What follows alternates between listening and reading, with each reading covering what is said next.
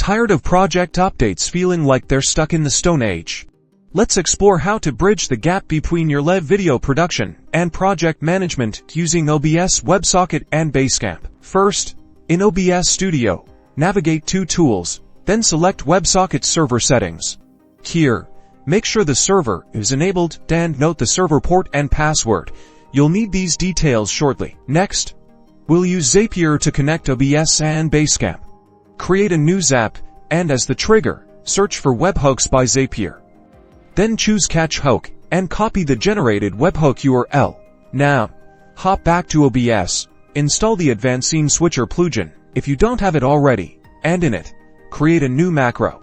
Define rules for when scenes change or when a specific event occurs and add an HTTP request action, pasting in the webhook URL you got from Zapier. Return to Zapier and test the trigger to capture data from OBS. Next, choose Basecamp as the action app.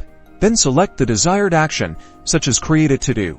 Make sure to authenticate your Basecamp account. And finally, map the data from the OBS webhook to the corresponding Basecamp fields. This setup enables actions such as automatically creating a to-do item in Basecamp when a new scene is activated in OBS, or posting an update in Basecamp after a stream ends. Now, integrating OBS WebSocket with Basecamp can supercharge your project workflow.